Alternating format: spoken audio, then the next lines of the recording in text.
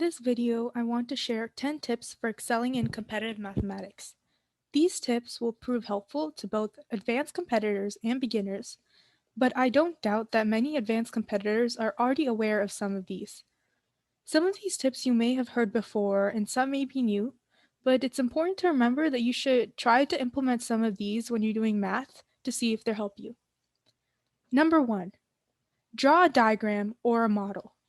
This is obvious for geometry problems where you want to see what you're working with, where you would draw out a diagram and label all the parts with the information you're given in the problem.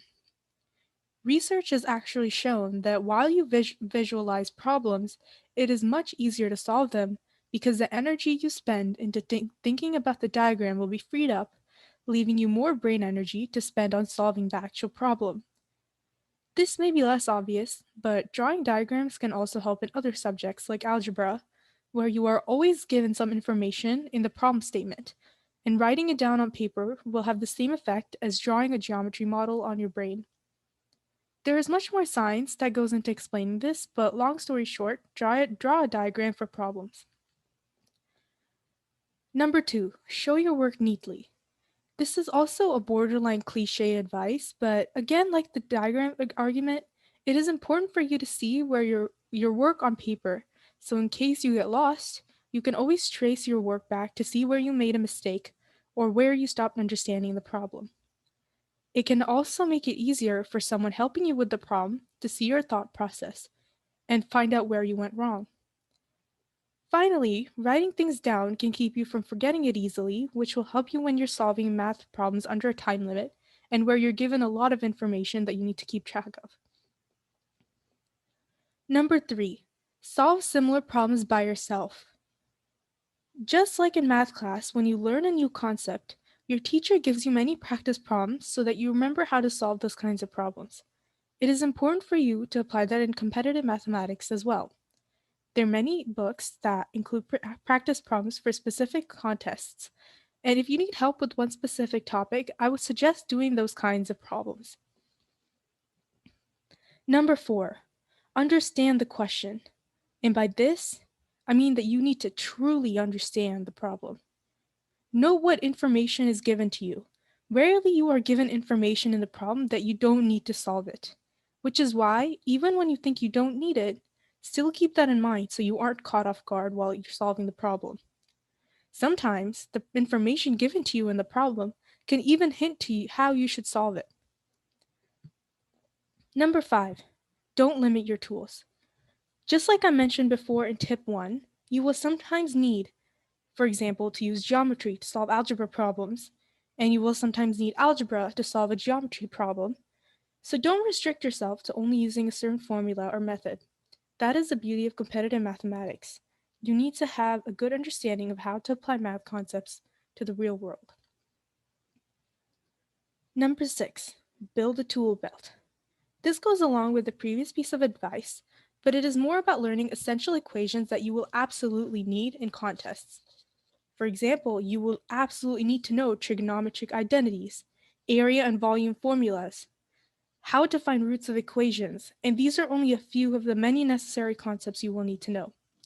However, you won't necessarily have to worry about knowing calculus or discrete math, because even AMC 12 only goes up to pre-calculus concepts. However, for Math League, you may need to know some basic calculus concepts, so it wouldn't hurt to know the basics of it, and you can easily find YouTube videos explaining the very first few units of calculus AB so that you are well equipped for AMC 12 and Math League. Number 7, practice, practice, and most importantly, practice. This is also extremely cliche, but practicing competitive math problems will train your brain on how to solve these types of questions.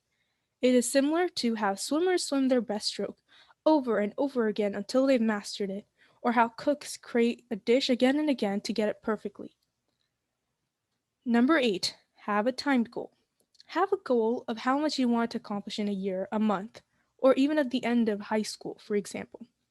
One example of a goal would be to qualify for USAMO next year.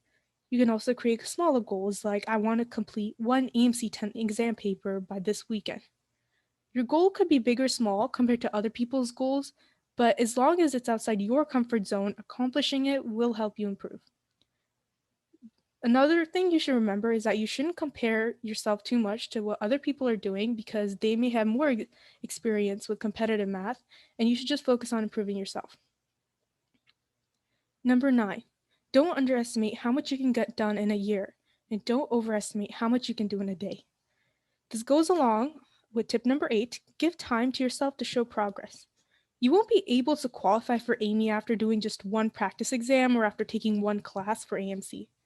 You need to continuously work to improve yourself, and after a long time, you will gradually see improvement.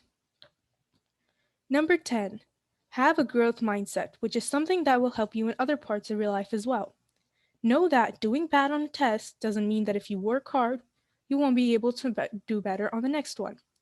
The great thing about competitive math is that there are lots of opportunities to improve.